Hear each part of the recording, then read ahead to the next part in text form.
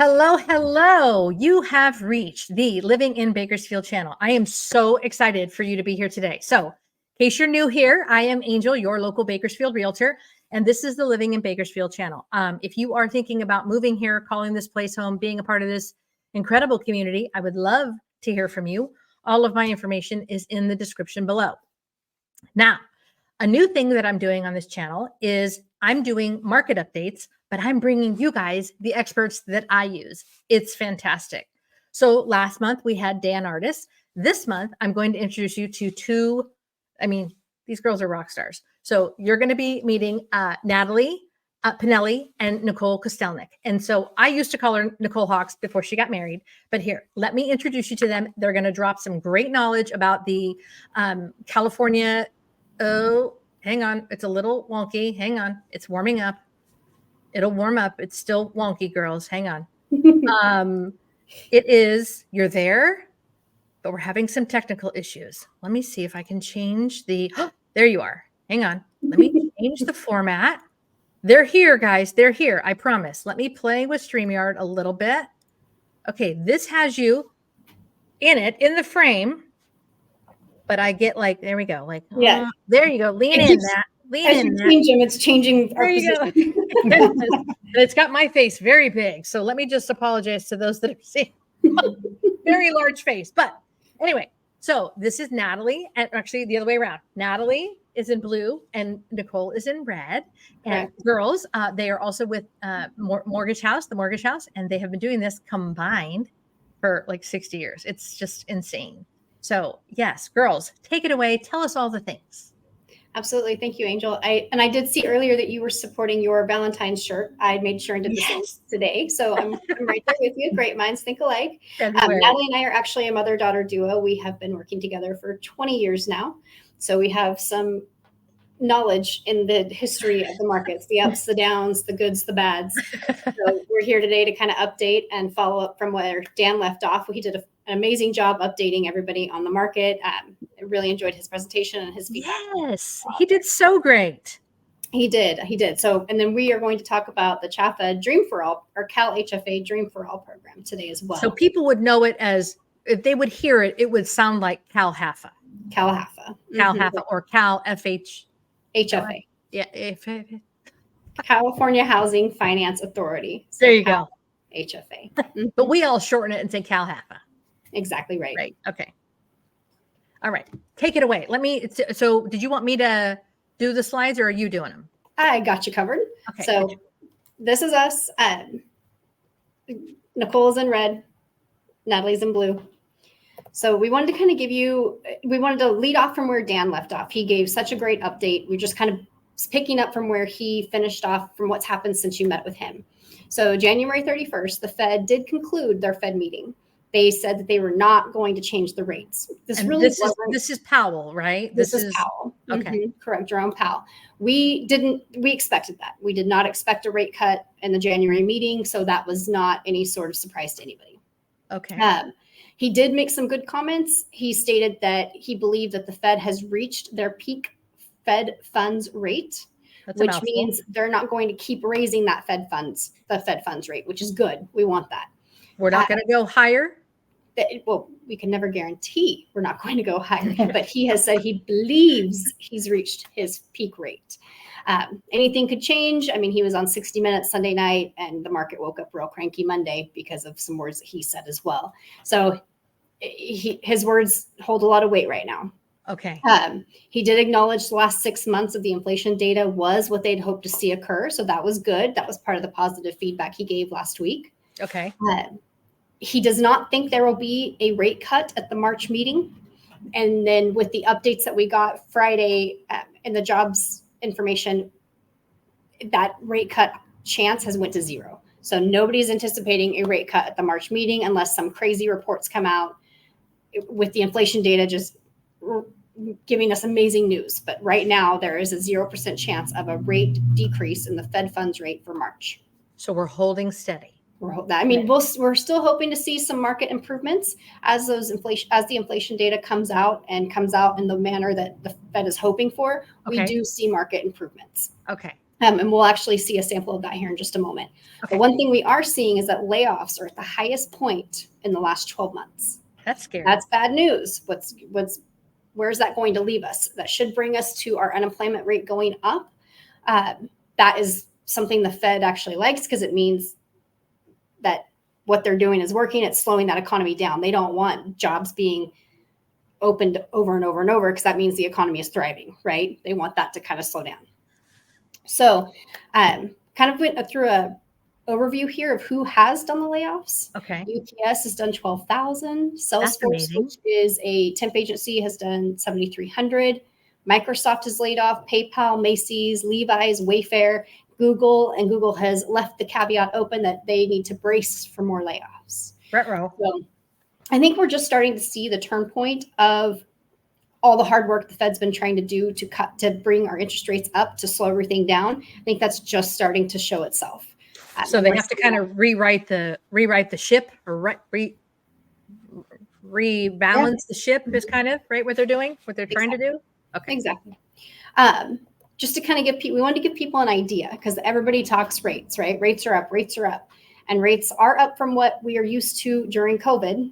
But, will we see our 2s and 3% again? Not anytime soon. We don't think, unless if something crazy happens. Obviously, we can't predict the future. Otherwise, I would have won the lotto by now. But you can see here on this screen, October was our highest point. Rates neared 8%. That was a rough month. We have since come down. You'll see over on the far right-hand side of the screen where we've actually shot up a little bit. You can see the blue popped up quite a bit.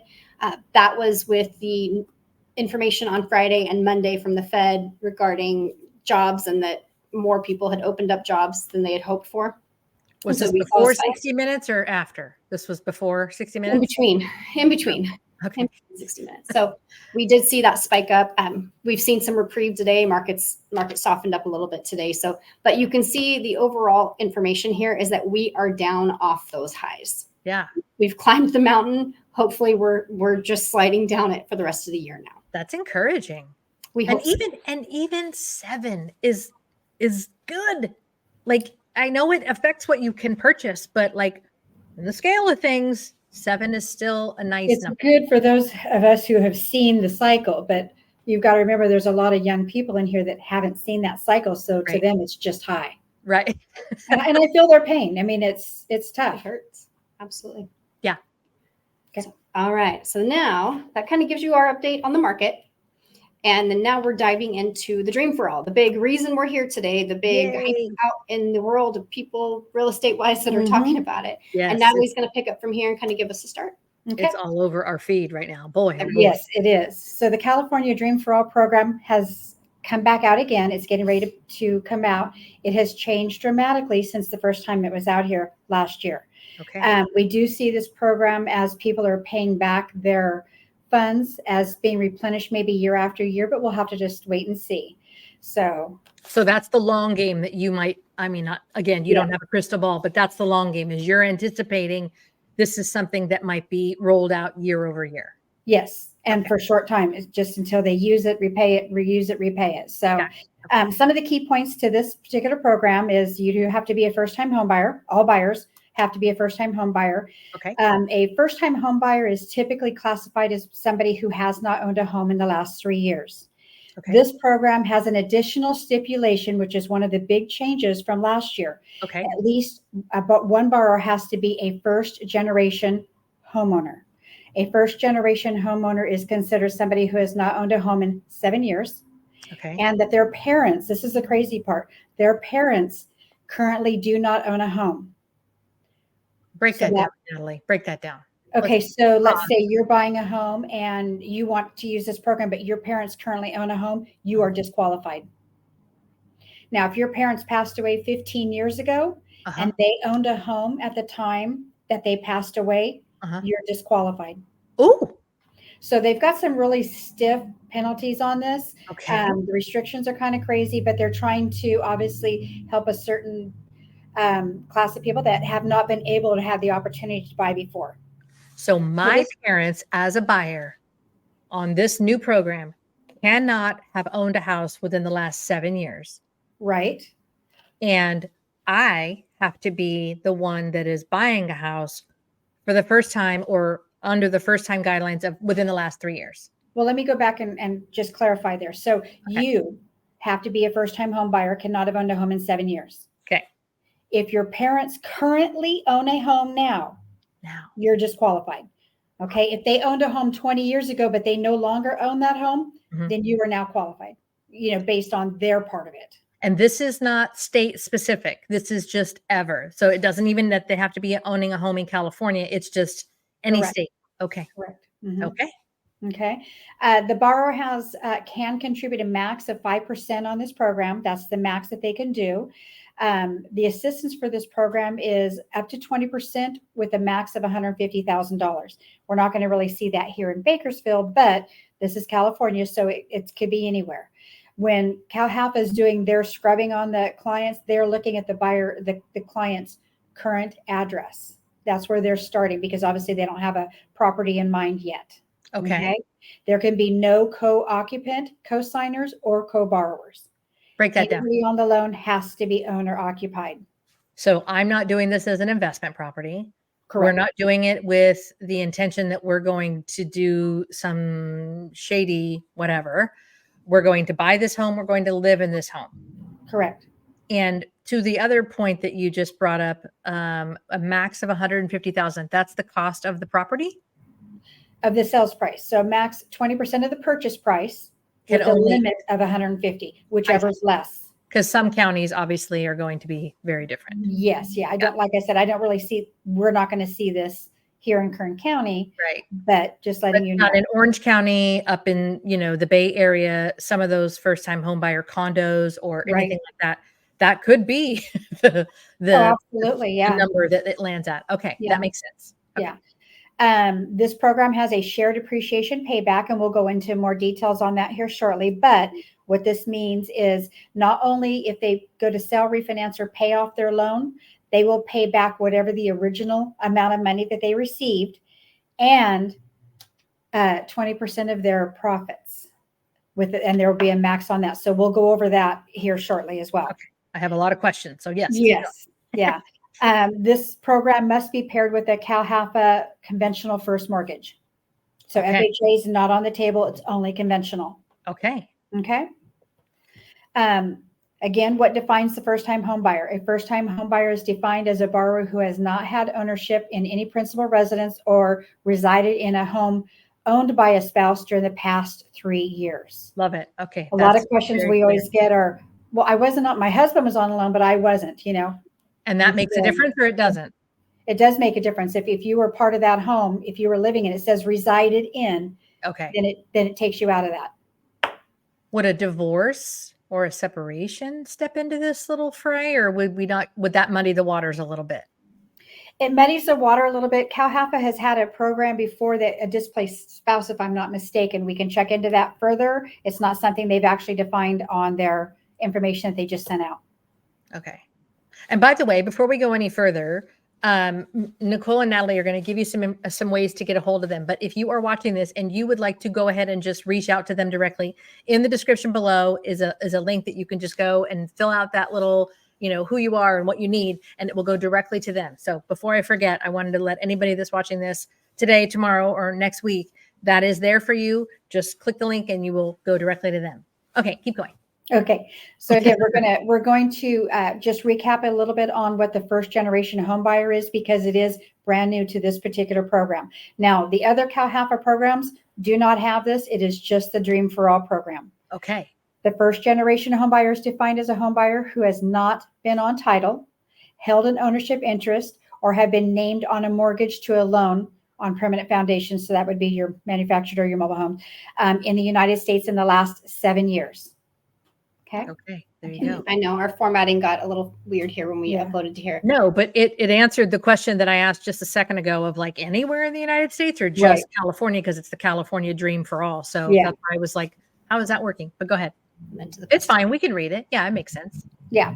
So the first generation part, to the best of the home buyer's knowledge, it's stating that the parents do not have any present ownership in the home by the United States, excuse me, or if deceased, whose parents did not have ownership interest at the time of death in the United States. Boy, this is getting from really wide to we're getting absolutely. a very narrow. It's gonna scrub a lot of people out of it. Yeah. But I just want to take this time to state that Cal HAPA has hired an investigation service. So if people think, oh, I can just say I'm not, they do plan on going after those people. So they do audits. They're going to audit every one of these files to make sure that it's a first generation home buyer. They are not messing around. They're not messing around, and it's not worth the risk. Yeah. Do we really want to go playing footsie with the state and the exactly? An individual who has at any time been placed in foster care or institutional care, out of the home or residential care, can be qualified. So that would qualify them as a first generation if they were placed in the foster care system. Oh, okay. So it kind of opens it up for people that maybe didn't have a house growing up. Yeah. Yeah, exactly. Yeah. Good job. Yeah. Okay. And that's just on that one. I'm going to just reiterate that just one of the buyers. So if you have a husband and wife that have not owned a home in the last 3 years, just one of them has to be a first generation buyer. So they're just, if one person's parents owned a home, okay, they're not it. But so that's husband. Wife's parents have never owned a home. Wife qualifies as a first generation buyer and they are okay. They both cannot have owned a home in 3 years, but only one of them has to qualify as the first generation. Right. Understood. And that's actually, that actually opens up a lot of opportunity, I think, for a lot of first-time buyers that, are trying to get in on this. Right. Exactly. Yeah. Okay. So Cal HAPA Dream for All will not be a program that works for everybody. Cal HAPA does have other assistance programs that if they can't fit into this description, we would be taking a look at the other one. Right. They still have the My Home, the ZIP, conventional FHA, VA, USDA. So there are still options out there for Cal HAPA that don't have all of these restrictions. Those come underneath the first-time homebuyer, just regular 3 years first-time homebuyer program. Because this is a new-ish program that the state has rolled out. So the other ones, when we were talking about the funnel, so this is a very small window of people that can and will qualify nation or statewide. But the others are very broad in that, if you are a veteran, if you are going to go conventional, if you are going to just get an FHA loan, your qualifications are nowhere near this rigid. Yeah. Right. Yeah. And those are all still available as well. And very good options. Yeah. Okay. Yes. I just want to make sure people understood that, there's still the other stuff is out there too. Yeah. Good. Ooh, look at this. And Nicole's going to go over the shared appreciation terms. Yeah, and I don't know what's going on, Angel, but it seems like it's cutting off some of the slides. So bear with me on this. The shared appreciation. So what that means is state's going to come in and give you 20% for your down payment up to $150,000, right? With that max cap.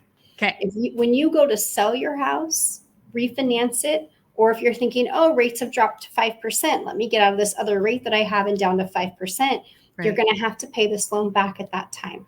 So you can refinance it into the mortgage. The nice thing is it's not considered a cash out refinance because you acquired this loan to purchase the property. Okay. That's a whole different can of worms. But the point is when you go to sell, refinance, or if 30 years have passed by, this 20% down is now payable. So when I as a realtor and I'm going to go meet with someone that has gotten a hold of this program and they want to sell, and I ask, has there been an insurance claim? Things like that. Are there any back taxes due? Blah, blah, blah, blah. I need to now get into the habit of saying, did you acquire this home with the California Dream for All? So that any assistance. Did you acquire your home with any assistance program? Because there's the My Home, there's ZIP. Those are all repayment loans. You're right. Okay. And the hard part is, people forget if they've been in their home 10 or 15 years, they're not making payments on this assistance, and it just out of sight, out of mind. Right. They completely forget till they go to refinance or sell it. And they're like, whoa, wait a minute. What do you mean I don't owe 180 that my statement shows? What do you mean I owe this much? Right. So it is something that we constantly are educating. To even go in further on that, CHAFA has 2 education courses they're requiring for this loan. to reinforce to these buyers, this is what this means. This is what you're signing up for. Please understand that this is repayable. And the difference with this program, the other programs that Cal HFA offers have interest rates on them. This one doesn't have any interest charged on it. But where they're getting their money back is when one of those items happens, you sell, refinance, or 30 years pass by, you have to repay the original amount they gave you plus either 15 or 20% of your equity. And we're going to give you an example of that in just a moment. Those are off the top numbers, basically. Exactly right. Exactly right. But, and people get scared of that. What do you mean I have to share my equity? But for some people who couldn't afford to get into a home, that was equity they were never going to have. Mm-hmm. So having some equity, having 80% of your equity back to you versus zero equity is still a lot of money in your pocket for you to buy again in the future. Well, equity being this big bucket, if everybody's in the bucket, you've got to take out your share. Like, it's not something that's just going to stay there and you don't ever have to give it back. Right. If everybody's donating from and to, you have to do your part. I understand. Mm-hmm. And so there's, with the income limits, and we'll see the income limits here in just a moment, but they consider people with lower income at 80% of the AMI. That's area median income for short. In Kern County, the area median income is $58,070. Mm-hmm. $58,070. That means your income cannot exceed $58,070 to be considered low income. So then, if you meet that criteria, you only have to pay back 15% of your shared equity. If you're over that income limit, you pay back 20% of your shared income.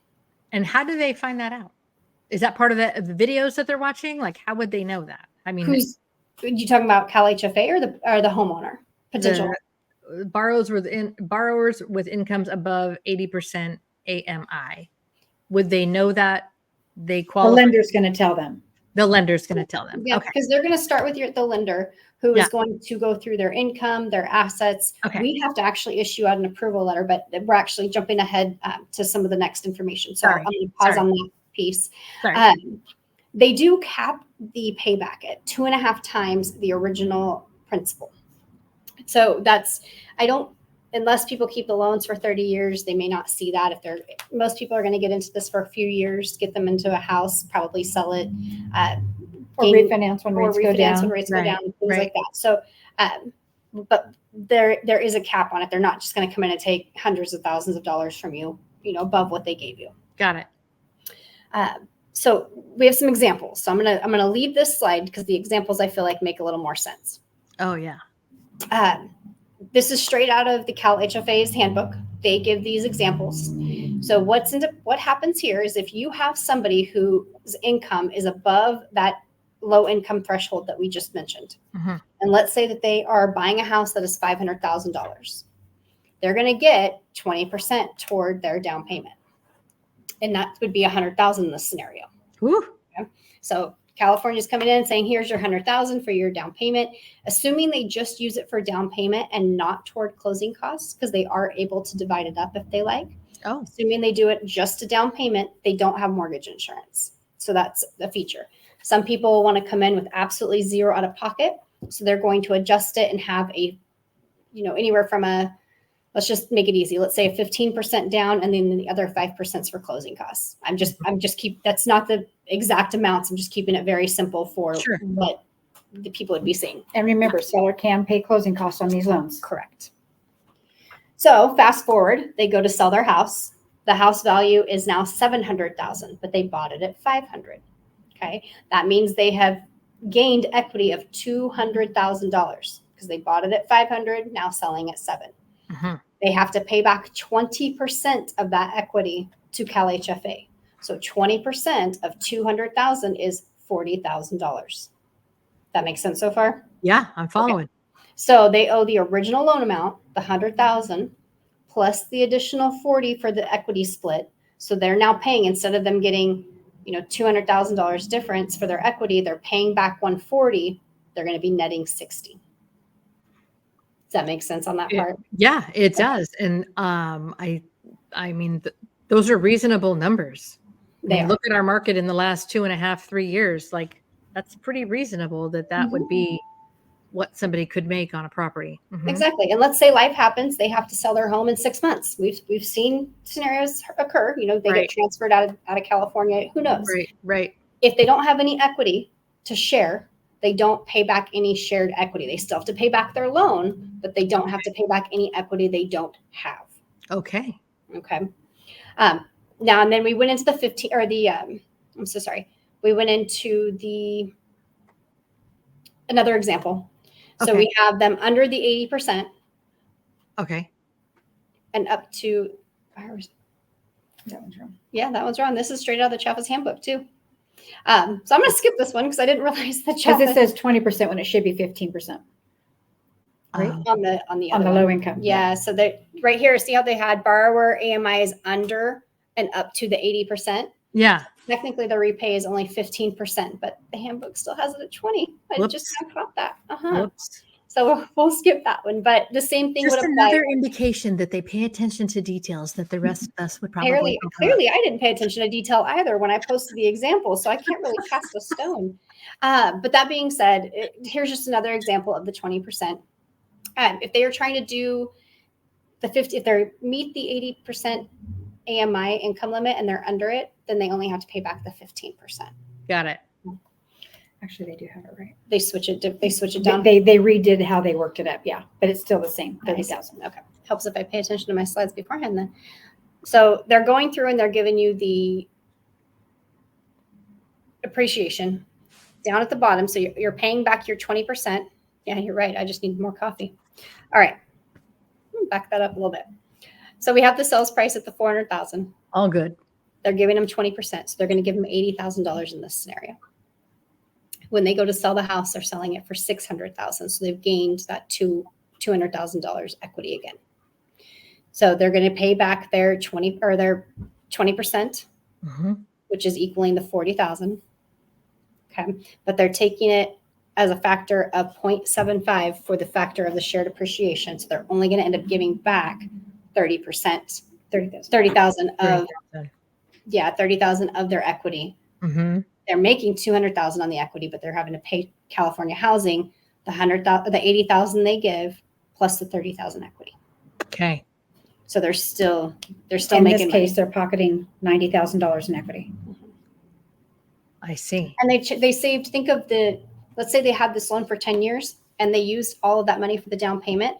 That's 10 years of mortgage insurance they saved because they're not going to have mortgage insurance for and a those lower 10 years. payment and a lower monthly payment. So there's a monthly savings in addition to all of this that's not even being factored into these examples. And PMI is another level of risk and impact on a monthly payment that I don't know that people understand the level of when they come in with some of these programs, because the programs, they're designed to help them. And then you have to have the conversation of like, okay, and now we've got PMI. Well, wait, what's PMI? So, the private mortgage insurance, that's the risk that they're taking to lend you the money. This program has a lot of that already taken out. So there's very little risk to the buyer to participate in this. Like they don't, yes, they have a small window to climb through to qualify for it, which I don't think is, unreasonable, but a lot of the extra factors that could sometimes derail a purchase aren't even factored, aren't even part of the conversation here, which I like. Right. Yeah. Exactly. All right. So let's see what else we can do here. Okay. We went through and showed income limits by Kern County. This is not going over the 80% AMI. So keep in mind, I didn't actually stipulate that 80% AMI income we gave was specific to Kern County. It changes within the state of California. So everybody's different. It gets looked up on the Fannie Mae Home Ready Income Lookup tool. This is if you are going over the 80%. So the buyers cannot, in Kern County, would not be able to exceed income limits of $132,000 to qualify for this program. So and the home buyer can kind of look at their tax returns too. If they're filing income jointly for $150,000, they're over the income limits. Right. But going back to your divorce question, divorce, if they got a divorce and they're no longer married that next year, that's something that we would look at and put the divorce papers in there. Got it. And the other CalHAFA programs have a higher income limit than this. They do. This one is cut down for this program. Oh, I think we lost Angel. Angel, are you still there? I'm here. My camera is being wonky. I don't know. I'm here. If you can't see me, trust me, I can hear you. Okay. We'll keep talking then. So it kind of gives you an idea. Obviously, LA County is going to be higher. San Francisco, those other higher cost areas are going to have the higher income limits. Yeah. Well, obviously, Santa Barbara County Exactly. is going to be different than, Contra Costa County, and is different than Kern County. Exactly right. Yeah. So that makes, they know their state. I'll do this one, then let you pick up. Sure. Okay. So the biggest question now is, how is this program working? How do we qualify? Yes. What's happening now is the home buyers have to start with the lender. They have to get pre-qualified by a Cal HFA approved lender, which we are. So then we issue out a very specific approval letter that is signed by us that Cal HFA requires to be able to apply. Once they open the portal, we do not know when they're opening this portal.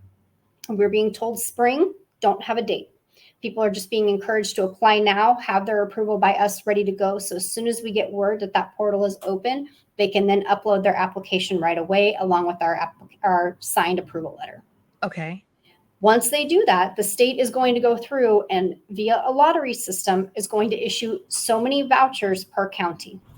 We do not know how many vouchers per county. They are not giving us that information.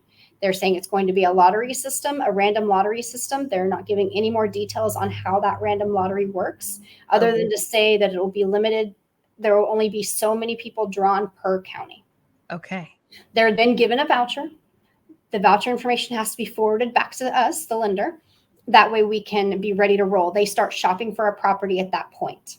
They will have so many days to find a home to be able to utilize the voucher. We don't know the days yet. We don't know how long that's going to be for. If they don't find a home within that time frame, their voucher is null and void, and their money goes back into the pot to be reissued for that county. Ruh-roh. I know. So that's the downside, because supply is down, right? There's houses out there, but just the reapplication process. Like, what if the window was closed and they don't get to, like they didn't find a house and then they can't reapply. Like, oh, and they did it this way because last year it was a huge issue. People couldn't get the program, but they had the house. It was just a mess. So now they're making sure that people have time to shop around. Okay. And then use their voucher. Got it. Okay. So that's kind of a rundown of how that particular program is going to work. If you try to ask them specifics on how this lottery is going to work, how many they can get per county, they just tell you they're not releasing that information. So we are told it's going to come in the spring. Yes. Well, I guess we're in the spring as of next week, whenever spring happens, February 21st or whatever. And then, so sometime in there, it's going to be released. And then they have to apply with you, right? To get pre-qualified with you guys. Right. Correct. Then they take that pre-qualification letter that you guys give them and go get on the site and get in the portal to be chosen in the lottery. Right. Like the order of things is like, first and foremost, you've got to make sure that you can be qualified to buy in this program. Exactly right. Yes. Because you want to get all your ducks in a row before they, open the gate and go, okay, go. They're trying to avoid that last time. I mean, we all remember what it was like last year, and they were out of funds within 2 weeks. It was like, oh, it's here and it's gone. And thank you for watching. That's how it happened, pretty much. It's like, I got a whiplash. Like, oh, it's going to last till the end of the month. No, it's not. It's done today. Oh, yeah. Yeah. It was a mad dash. Yeah. Well, it's a little bit like the rope drop at Disneyland. Like, you want to get everything, you want to get there just in time so that when the rope drops, you've got access to all of all the things. So you've got to get the things in order before they say, okay, we're releasing it. And then you're like, oh, I got the lottery ticket. I got that was what it felt like. Yeah, it was wild. And then, can you think of anything that we didn't talk about that would help? Just to reiterate, if this program doesn't work for you, there are other assistance programs that do.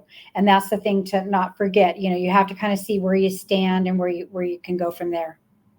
Now, I had a question. So we were talking about all the other programs that you guys were just mentioning, if they're a teacher, if they are a first responder, if they're a veteran, if there's all these other programs out there, they cannot use this one in addition to one of those, right? It's this one. It's a yes and or an either or. Either or. Either or. An either or. It's not a, there's no stacking. Nope. Got it. Okay.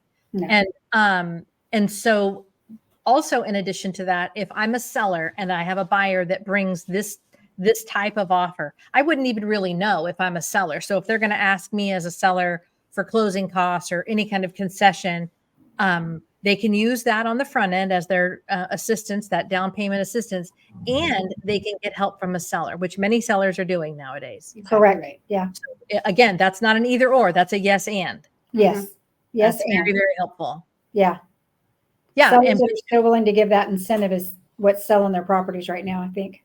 I 100% agree. They are absolutely willing to help people because days are, I think, what of our days on market? 34, I thought you said? Or something? 32 or 33. So it goes quick, And I love that it's broken down per county. The down payment amounts, that 5% not to exceed. It looks 150,000, like you're saying before, is like in Kern County. That looks like, well, good Lord, that's half the cost of the house. But if we're down in San Diego or if we're in, up in Contra Costa, that's not half the cost of the house. Right. Exactly right. So, and it's not, and one more final question. This is not only single family. This can be used on a condo, or can this be used on a townhome? There's no restrictions in that regard. You cannot have units, so it cannot be a 2 to 4 unit. It cannot be a multi single residences only. You can use this for manufactured housing. Okay. Yeah. And condos. a true condo goes through a very different process these days. Right. Yeah. There's very few of those in Kern County, but I can't speak to that in other counties. Yeah. The majority of the condos in Bakersfield, Kern County, have been converted to what they call PUDs, where you own the dirt and the house. The other ones where it's a true condo, the homeowner doesn't own the dirt, they just own the structure. Right. And that's the difference. Those go through a completely different vetting process, and they have to be on the approved list. There's an approval process that Fannie Mae does and goes through. Mainly what happened after the condo collapse in Florida. What was that, been a few years now? Mm-hmm. Do you guys remember that? They had a high rise in Florida collapse. Oh. Well, what ended up happening was the HOA for the condominium complex deferred all the maintenance, and they weren't taking care of the building. Well, the building collapsed. Ruh-roh. So after that, a whole slew of additional requirements have come through, mainly making sure the HOAs are doing the proper maintenance, making sure the buildings are structurally sound. And that's why the true condo process has gotten a little bit more complicated in the last few years. So when you say, can you do a condo? Yes, but they have to be approved. Well, I'm just thinking about some of the places in some of the more expensive counties, like we were addressing, is a single family home in Rancho Cucamonga is going to be different than buying a townhome or something with an adjoining wall or a common space, like what we've been talking about with whether we're calling it a condo or a townhome. That's what I'm talking about. Right. Yeah. Okay. Well, show everybody, for those of you that are watching, you put up your QR code. There you go. So if you are not watching this live, that's fine. We forgive you.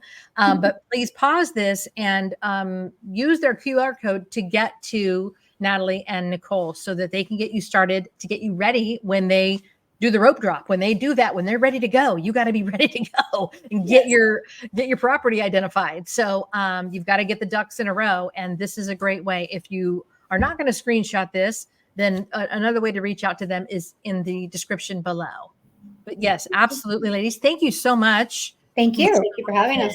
Yeah. Oh gosh, let me bring it back because I don't know why it went away and then it went weird. I'm just going to leave it up. That way people can get a hold of you. But I am so thankful because this is a lot of information. Like I am glad you guys explained it. Let me just say that. It's a lot to take in that first round, but. And if you have questions, just give us a call. Yes. If we don't know the answer, we'll get it for you. Well, but you guys are on the inside track because you want to help people get a hold of this. Yeah. Yeah. Yeah. It's a great program. I All mean, right. it will fit people and it will really help them out getting in.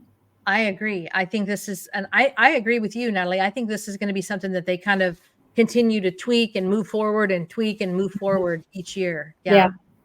I love it. Thank you, ladies. Thank you so much for having us. Yes. I hope everybody that's watching understands just how rock star you guys are in my world. I love working with you both, and it's been a pleasure. So thank you so much for watching. I will see you around town. All right. Thank you so much. Bye, guys. Bye.